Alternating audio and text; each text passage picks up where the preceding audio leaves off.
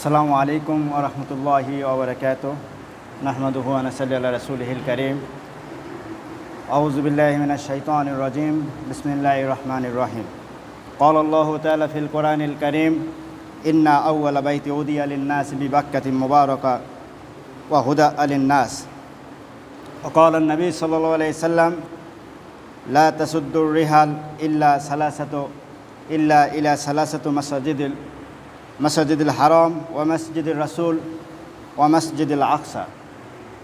সমস্ত প্রশংসা সেই মহান রব্বুল আলমিনের দরবারে, যে রব্বুল আলমিন দীর্ঘ এক সপ্তাহ পর আমাদেরকে শাওয়াল মাসের শেষ জুমাতে একত্রিত হওয়ার তৌফিক দান করেছেন। যে রব্বুল আলমিন আমাদেরকে সুস্থতার সাথে জুমার নামাজে তার পবিত্র ঘরে উপস্থিত হওয়ার তৌফিক দান করেছেন, সেই রব্বুল আলমিনের দরবারে শুকরিয়া আদায় করি সবাই বলে আলহামদুলিল্লাহ। দরুদ ও সালাম বর্ষিত হোক সেই মহামানবের প্রতি, সেই প্রিয় রাসূলুল্লাহ সাল্লাল্লাহু আলাইহি সাল্লামের প্রতি, যেই রাসূলুল্লাহ সাল্লাল্লাহু আলাইহি সাল্লামের কারণে আমরা ইসলাম নামক একটি জীবন বিধান পেয়েছি, যেই রাসূলুল্লাহ সাল্লাল্লাহু আলাইহি সাল্লামের কারণে আমরা জান্নাতের সুসংবাদ পেয়েছি, জাহান্নাম থেকে মুক্তির সুসংবাদ পেয়েছি। অর্থাৎ যত ভালো কাজের সুসংবাদ পেয়েছি এবং খারাপ কাজ থেকে মুক্ত থাকার সুসংবাদ পেয়েছি। সেই মহামানব, সেই প্রিয় রাসূলুল্লাহ সাল্লাল্লাহু আলাইহি সাল্লামের প্রতি দরুদ ও সালাম পেশ করি সবাই বলি সাল্লাল্লাহু আলাইহি ওয়াসাল্লাম। প্রিয় উপস্থিতি, প্রিয় মুসল্লি, আমরা রমজান মাস শেষ করে শাওয়াল মাসও শেষের দিকে, এরপরে আমাদের কাছে জিলহজ। এই জিলহজ মাসে আমরা মুসলমানরা, যারা সামর্থ্যবান মুসলমান, তারা কি করে থাকি? হজ আদায় করে থাকি। কাবা শরীফে যাই, মক্কাতে যেয়ে কাবা ঘরকে তাওয়াফ করি, রাসূল সাল্লাল্লাহু আলাইহি ওয়াসাল্লামের মদিনায় রাসূল সাল্লাল্লাহু আলাইহি ওয়াসাল্লামের রওজা জিয়ারত করি। অর্থাৎ এই যে হজকে কেন্দ্র করে আমরা জিলকদ মাসে আমরা হজ করতে যাই, কিন্তু দেখা যায় জিলকদ মাসে হজ কিন্তু আমাদের আগাম একটা প্রস্তুতি থাকে। অর্থাৎ দেখেন, সারা বিশ্বে এখন তাকালে দেখা যায় সব হাজিরা কিন্তু যাওয়া শুরু হয়ে গেছে। অর্থাৎ জিলকদ মাসের শুরু হয়ে যাচ্ছে যাওয়া, শাওয়ালের শেষের দিক থেকে বা জিলকদের শুরুর দিক থেকে মুসলমানরা একে একে সব সৌদি আরবে যাচ্ছে, মক্কায় যাচ্ছে। এই যে মানুষের মাঝে 2 মাস 3 মাস আগে থেকে একটা প্রস্তুতি হজ উপলক্ষে, তা আমরা ধীরে ধীরে কুরবানি সংক্রান্ত যে আলোচনাটা সেটাও হবে, হজ সংক্রান্ত আলোচনাও হবে।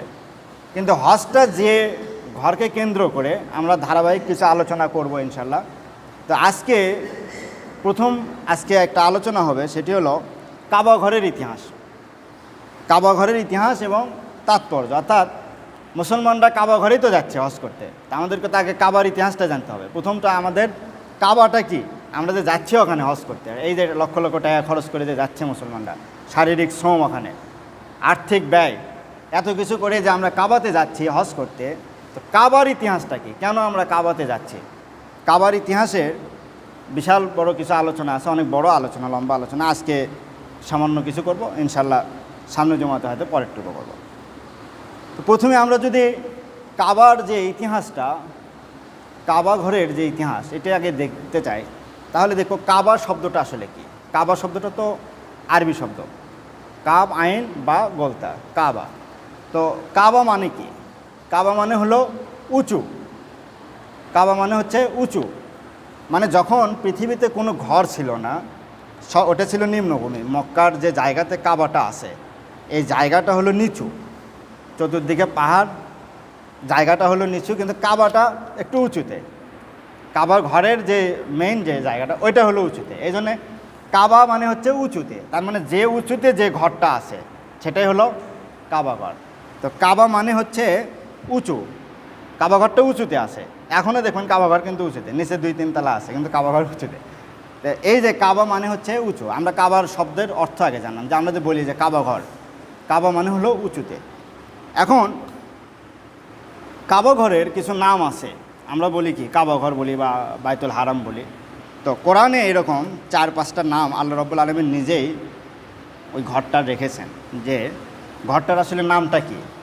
এই নামটা তো আল্লাহ নিজেই যেহেতু তৈরি করছেন, ফেরেশতাদেরকে তৈরি করছেন। ধরেন আদম আলাইহিস সালাম ছিল না ওই সময়কার, আদম আলাইহিস সালাম ছিল না, তখন ফেরেশতাদের মাধ্যমে কাবা ঘরটাকে প্রথম ওখানে তৈরি করা হয়েছে। তারপরে আদম আলাইহিস সালাম করছে, তারপরে আরও ইতিহাস আছে, এগুলো আমরা ধীরে ধীরে ওই আলোচনাতে আসব। তো প্রথমে কাবা ঘরের যদি আমরা নামগুলো দেখতে যাই, তাহলে সূরা মায়েদার 97 নম্বর আয়াতে যে এই ঘরের একটা নাম হলো কাবা। যেমন সূরা মায়েদার 97 নম্বর আয়াতে আল্লাহ তাআলা বলছেন, জাআলাল্লাহুল কাবা বাইতুল হারাম কিয়ামান লিন নাস।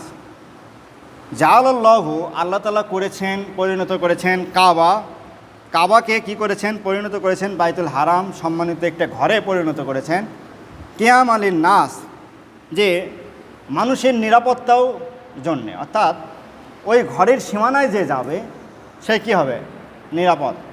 অর্থাৎ কোনো ফাঁসির আসামি, কোনো খুনের আসামি যদি ধরেন পুলিশের হাতে পালিয়ে যায়, ওই কাবার যে চত্বরটা আছে ওর ভেতরে যদি সে ঢুকে পড়তে পারে, তাহলে ইসলামের বিধান হলো তাকে আর ধরা যাবে না, বা ওখানে কোনো রক্তপাত করা যাবে না। আমি যে ওখানে যাই যে ফাঁসি কার্যকর করবো বা ওখানে যাই গুলি করে মেরে ফেলবো, সেই সুযোগ নাই।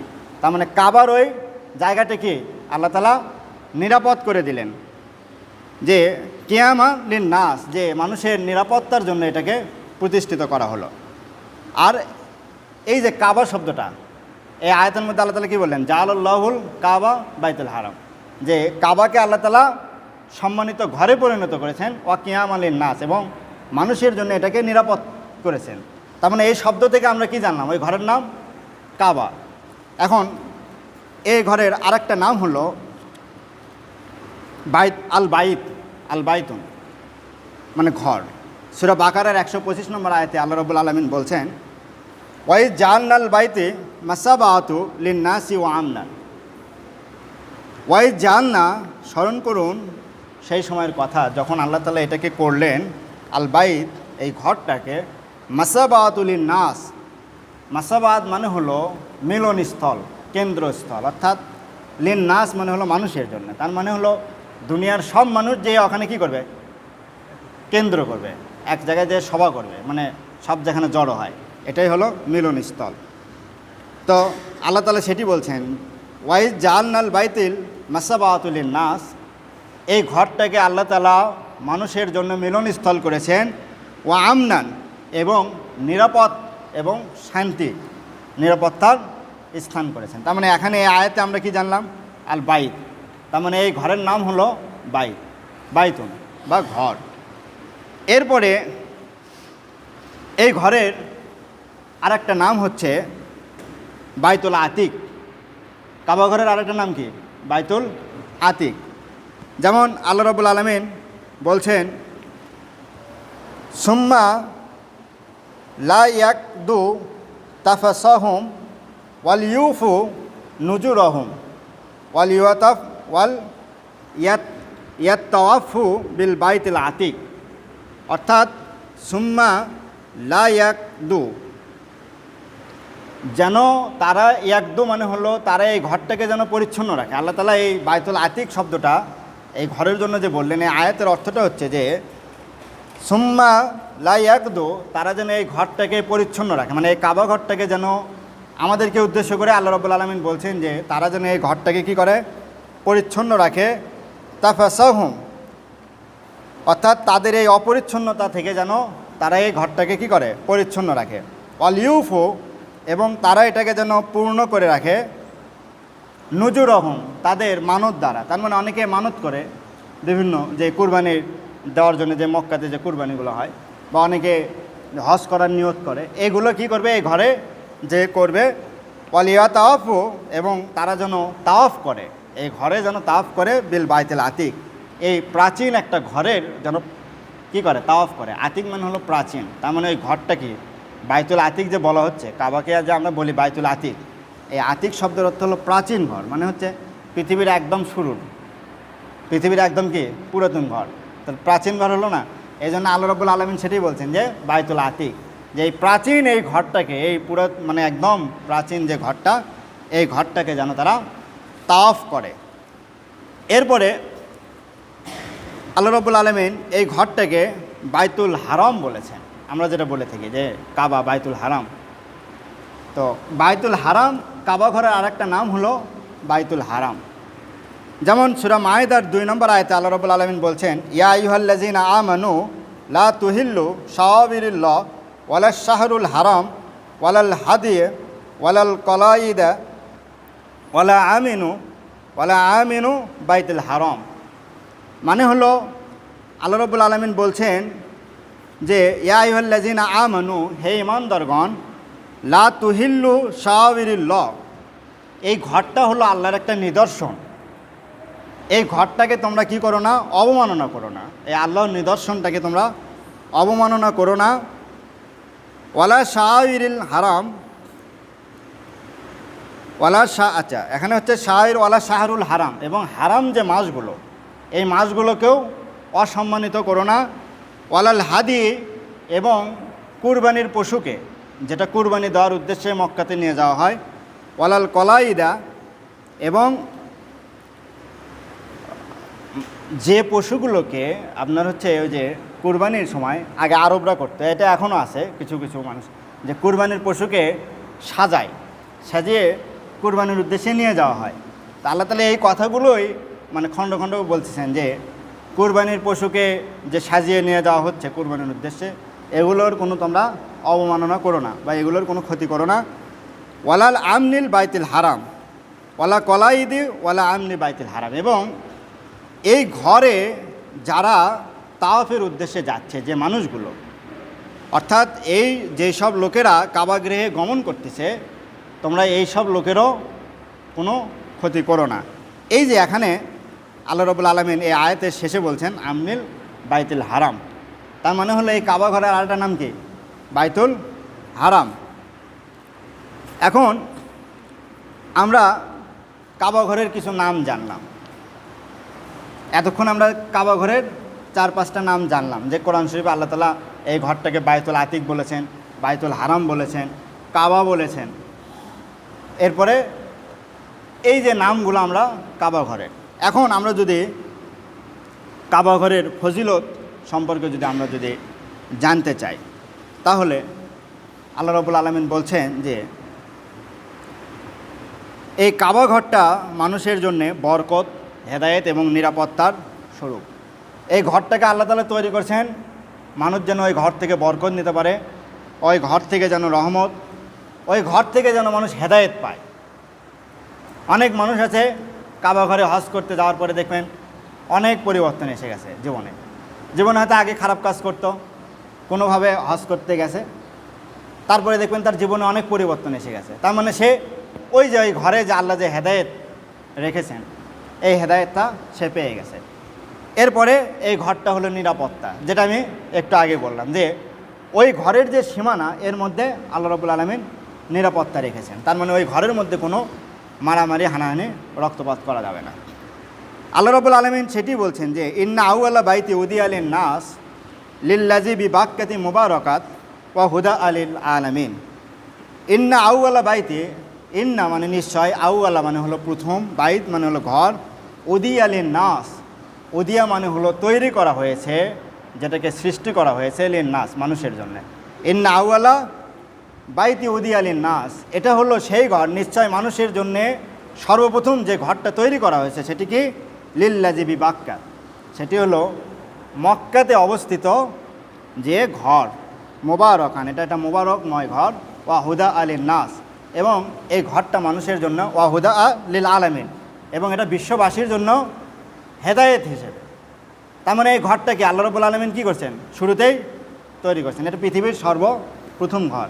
ইন্না আউয়ালা উদিয়া লিন নাস, মানুষের জন্য সর্বপ্রথম যে ঘরটা নির্মাণ করা হয়েছিল এই পৃথিবীতে, সেটি হলো মক্কার এই বাইতুল হারাম। এরপরে এটি একটি আমরা ফজিলত জানলাম। এরপরে আরেকটা ফজিলত হলো কাবার উদ্দেশ্যে সফর করাটাও ইবাদতের একটা অংশ। অর্থাৎ হজ করতেছে যারা, হজের জন্য যে যাচ্ছে, হজ করার তো একটা সওয়াব আছে, কিন্তু হজ করার জন্য সে কী করতেছে? কাবা ঘরে যাওয়ার সফর করতেছে না। যে হজ করতে যাচ্ছে সে তো কাবা ঘরেই সফর করতেছে।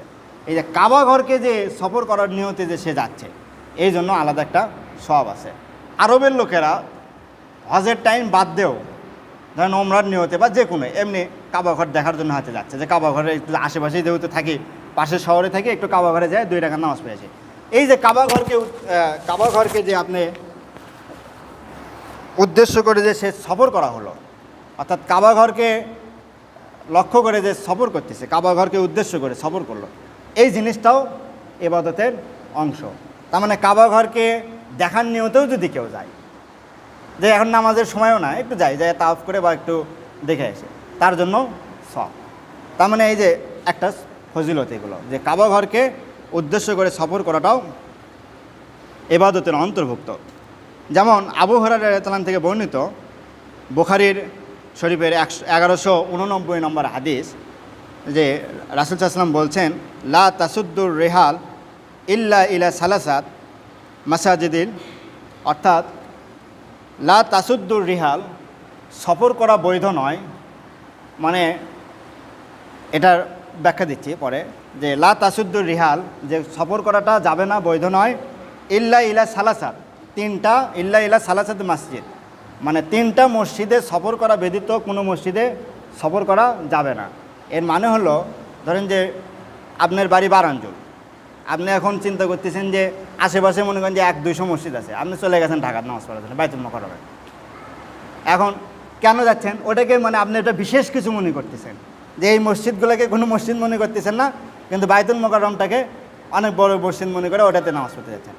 কিন্তু রাসূল বলতেছে যে এই রকম করে, বিশেষ একটা কিছু মনে করে, যে আমি নিজের গ্রামের মসজিদ থেকে 2-4 গ্রাম পরে যে একটা মসজিদে নামাজ পড়তেছি, ওই মসজিদটাকে বিশেষ কিছু মনে করতেছি, এইটা মনে করা যাবে না। তার মানে দুনিয়ার সব মসজিদ এক। আল্লাহ রাসূল বলতেছেন যে কোনো মসজিদে সফর করা যাবে না, 3টা মসজিদ ব্যতীত, মানে সফরের নিয়তে বিশেষ মসজিদ মনে করে সফর করতে হবে শুধু 3টা মসজিদকে। সেটি হলো মসজিদুল হারাম, কাবাঘর, মসজিদে হারাম, ও মসজিদে রাসূলুল্লাহ সাল্লাল্লাহু আলাইহি সাল্লাম, এবং রাসূল সাল্লাল্লাহু আলাইহি সাল্লামের মসজিদ যেটা মসজিদে নববী, ও মসজিদুল আকসা, এবং মসজিদে আকসা। অর্থাৎ আপনি এই 3টা মসজিদে নিয়ত করতে পারবেন, অর্থ ব্যয় করে বিশেষ কিছু মনে করে আপনি এই 3টা মসজিদে যেতে পারবেন। বাকি মসজিদ দুনিয়ার সব এক, বাকি সব মসজিদের মর্যাদা কি? এক। হ্যাঁ, এটা নিয়ত হতে পারে যে অমুক মসজিদের খতিব সাহেব একটু ভালো কোরআন হাদিস থেকে আলোচনা করে, এটা আলোচনা শোনার নিয়তে যেতে পারেন, কিন্তু মসজিদটাকে বিশেষ কিছু মনে করে সফর করার যাবে না। অনেকে আছে দেখবেন যে শহরের কিছু মসজিদ আছে 11:30টার দিকে মসজিদ ফুল, ওর বাড়ির মসজিদের কোনো খবরই নেই। তো এই যে মসজিদকে বিশেষ মনে করে 11:30-11টার দিকে এসে মসজিদের নিচতলা ফুল করে বসে আছে, এই নিয়তে আসা যাবে না যে এই মসজিদটা অনেক কিছু। এটা মনে করে আসতে পারে যে আলোচক সাহেব হয়তো ভালো আলোচনা করতেছে, মৌলানা ভালো আলোচনা করে, আলোচনার নিয়তে আমি একটু যাই ওই মসজিদে, এই নিয়তে আসা যাবে। আর মসজিদে সফরের নিয়তে গেলে এই 3টা মসজিদেই যেতে হবে, যে মসজিদুল হারাম, মসজিদে রাসূল, এবং মসজিদে আকসা যেটা। এরপরে সর্বশেষ আলোচনা সেটি হলো কাবা ঘরের ওপরে, কাবা ঘরকে কেন্দ্র করে আল্লাহ রাব্বুল আলামিন প্রতিদিন দিন রাত 24 ঘন্টায় 120টা রহমত নাজিল করেন। অর্থাৎ এটা অন্য কোনো মসজিদকে কেন্দ্র করে না, শুধু কাবা ঘরকে কেন্দ্র করে 120টা রহমত আল্লাহ রাব্বুল আলামিন প্রতিদিন কী করেন? নাজিল করেন। যেমন ইবনে আব্বাস রাদিয়াল্লাহু আনহু থেকে বর্ণিত, তিনি বলেন রাসূল সাল্লাল্লাহু আলাইহি ওয়াসাল্লাম বলেছেন, ইন্নাল্লাহা তাআলা ইউনাজ্জিলু ফি কুল্লি ইয়াউম ওয়া লাইলাতে 20 ওয়া 100 রহমাত ইউনাজ্জিলু আলা হাযা বাইতিন 60 লিত তায়িফিনা ওয়া 40 লিল মুসাল্লিন ওয়া 20 লিন নাজিরিন।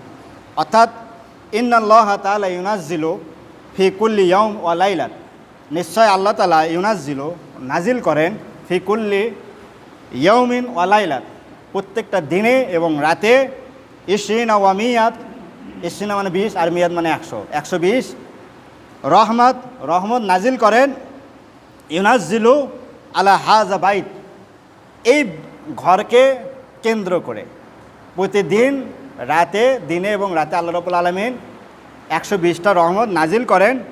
60 লিত তায়িফিন, এর মধ্যে 60টা রহমত হলো লিত তায়িফিন, যারা এই ঘরটাকে সর্বদাই তাওয়াফ করতেছে। অর্থাৎ এখন আজকের দিনের বেলা ওই ঘরে যারা তাওয়াফ করতেছে তাদের জন্য 60টা রহমত। ওয়া 40 লিল মুসাল্লিন, এবং 40টা হলো যারা ওখানে নামাজ পড়তেছে, তার মানে 60টা হলো যারা তাওয়াফ করতেছে তাদের জন্য 60টা রহমত, ও আর বাউন আলিল মুসাল্লিন, এবং 40টা হলো যারা ওখানে নামাজ পড়তেছে, ওয়াইশিনা লিন নাজিরিন, এবং ওখানে কোনো কাজ নেই, নামাজও পড়তেছে না, তাওয়াফও করতেছে না, জাস্ট বসে থেকে কাবার দিকে চাই আছে, এর জন্য আল্লাহ তাকে 20টা রহমত দিচ্ছেন। তার মানে কাবা ঘরের ফজিলত কত, যে নামাজও পড়তেছে না, তাওয়াফও করতেছে না, জাস্ট বসে থেকে কাবার দিকে চেয়ে আছে, তার জন্যই 20টা নেকি। এই যে কাবা ঘরের যে আমরা ফজিলত আমরা জানলাম, এরপরে কাবা ঘরে যদি আমরা কেউ নামাজ আদায় করে তাহলে অন্য মসজিদে 1 লক্ষ মানে নামাজ আদায় করলে যে সওয়াব, ওই মসজিদে 1 রাকাত নামাজ পড়লে সেই সওয়াব। অর্থাৎ দুনিয়ার যে মসজিদে আপনি যে কোনো মসজিদে, এই মসজিদে 1 লক্ষ রাকাত নামাজ পড়লে যে সওয়াব পাবেন, কাবা ঘরে 1 রাকাত নামাজ পড়লে সেই সওয়াব পাবেন। আবার মসজিদে নববীতে 1 রাকাত নামাজ পড়লে যে সওয়াব পাবেন, অন্য মসজিদে 50,000 রাকাত নামাজ পড়লে সেই সওয়াব। এই যে এই মসজিদগুলোর একটা আল্লাহ রাব্বুল আলামিন ফজিলত রেখেছেন। তা আমরা কাবা ঘরের আজকে আলোচনার কাবার বিভিন্ন নাম জানলাম, কাবার বিভিন্ন ফজিলত জানলাম। ইনশাআল্লাহ আমরা সামনে জুমাতে কাবা ঘরের নির্মাণের যে ইতিহাস আছে, আরও কাবা ঘর সংক্রান্ত যে ইতিহাস এবং তাৎপর্যর বাকি অংশে ইনশাআল্লাহ আলোচনা করব। তো আল্লাহ রাব্বুল আলামিন আজকে আমরা যে আলোচনাটা করলাম, এই আলোচনা থেকে আমাদেরকে আমল করার তৌফিক দান করুন, এবং আমাদের মধ্যে যারা সামর্থ্যবান মুসলমান আছে, আর্থিকভাবে যারা সামর্থ্যবান আছে, তারা যেন আমরা হজ করতে পারি, কাবা ঘরে যেন আমরা জিয়ারত করতে পারি, এবং আমরা যারা আর্থিকভাবে সামর্থ্য না, আল্লাহ রাব্বুল আলামিন যেন আমাদেরকে সেই সামর্থ্য দেন, যেন আমরা কাবা ঘরে আমরা তাওয়াফ করতে পারি, কাবাতে যেন আমরা যেতে পারি, হজ করতে পারি। তো মহান আল্লাহ রাব্বুল আলামিন আমাদেরকে সেই তৌফিক দান করুন, এবং আমরা এই আলোচনা যেন আমাদের জীবনে যেন কাজে লাগাতে পারি। এই বলে আমি আমার বক্তব্য শেষ করছি। আসসালামু আলাইকুম ওয়া রাহমাতুল্লাহি ওয়া বারাকাতুহু।